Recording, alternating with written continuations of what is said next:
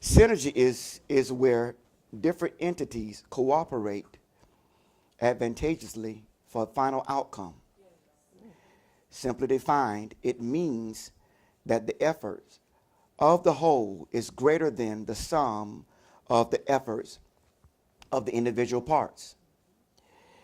If used in a business application, it means that teamwork will produce an overall better result than if each person was working toward the same goal individually. So what am I saying? I'm saying that teamwork make the dream work.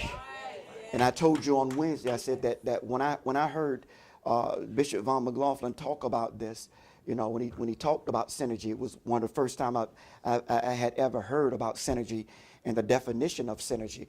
The definition of synergy just simply mean that we can get more accomplished than you can get accomplished by yourself. Come on, somebody. It means that we, somebody say we can get more accomplished than you can get accomplished by yourself. Us can get accomplished more so than your individual resources or your individual ability can get accomplished. Can anybody say amen? If we can have a mind like a child, then we can continually understand what synergy is all about. It's hard for a man to try to pull a big sofa by himself. But if he can get a team, then he can get more done. And so we're actually telling you that you can get a lot more accomplished when you work with your team. Synergy. This is the way God has ordained for us to get anything done in the kingdom. We got to do it together. Now, the children can get together on the playground, but the children of God can't get together in the house of God. Ooh.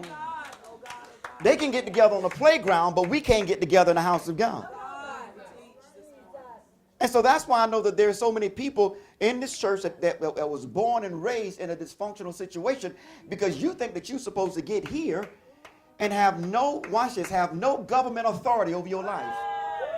Because you ain't have no daddy over your life. So you think that there's no government authority and nobody can tell you what to do because your daddy couldn't tell you what to do, or your daddy wasn't there. And because your daddy wasn't there, you don't expect a man to tell you as another man or another woman what to do. If we can just get to a place to understand that it's not about me, that it's a blessing to be on your team. It's a blessing to interact with you, because not only are we working for a common goal, I'm getting to know you better. I never had an opportunity to really spend time with you. So in this team, I'm learning who you are. I really like you. I thought you was a certain way, but I see that you're really cool. We're developing a deeper relationship, a deeper fellowship. Why? Because I'm on a new team working with new people that I never worked with before. And so it's causing me to come up out of my comfort zone, because I got to work with you. I've only known you from afar off. I didn't know how to approach you, because sometimes you might have looked like you didn't want to be bothered. But that's just quite the contrary. You're very nice, Mary. You're pleasant. You'll give somebody the shirt off your back. I would like to have one of your shirts, please.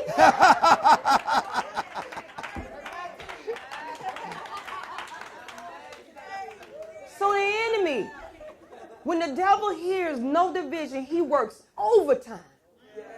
Listen, when you press the time clock and go home and you do what you do, he never rests.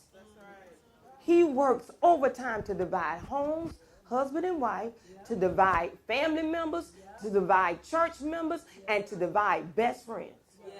So every time the devil hears no division, he's going to work overtime to divide your house, husbands and wife. He's going to work overtime to divide your family. He's going to work overtime to divide members of the church. He's going to work overtime to divide best friends. Remember, the devil is looking to devour people, and he uses the spirit of offense and the veil of deception. Yes, absolutely. Some believers don't even know when they're being used by the devil. On here. Wait, shit, I wish I could shout right there. Some saints don't even know when they're being used by the devil. I got this in my notes. My wife read this on last night. I was already studying this. Some saints don't even know. Some believers don't even know when they're working for the enemy. I had to learn as being his wife because my husband is way out there. He got persistent. I was talking to him the other day and I said, one of your attributes is persistent. This is the most persistent man I've ever seen. That scripture that says, keep going back, go again, go. God put that in the Bible just for him. Because he's going to go, and he's going to go. And so I had to learn how to work on his team. And I think that's the problem that we have. We don't study our team members. We don't study to see how I'm going to flow. What can I bring to the team to make you better? How did this work?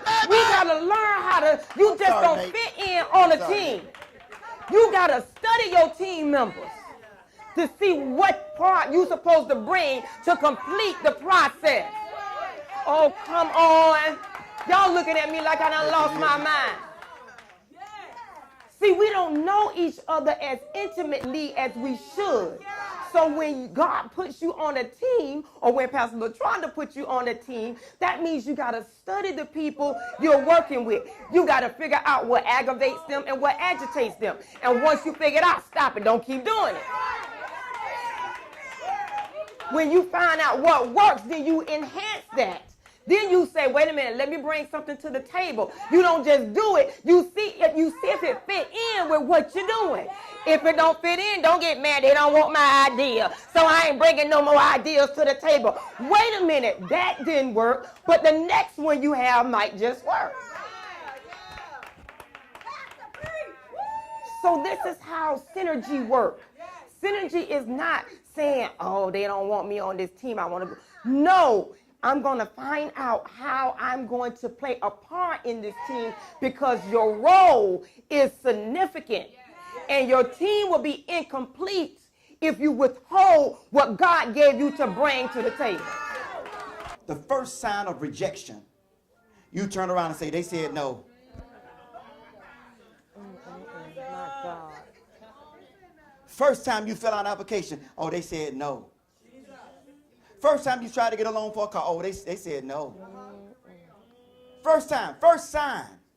But remember what the prophet told Gehazi. The prophet told Gehazi, he said, go again.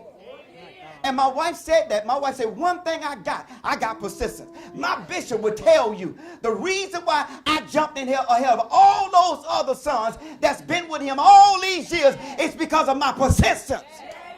Yes, Lord. I told my bishop, you ain't leaving me out.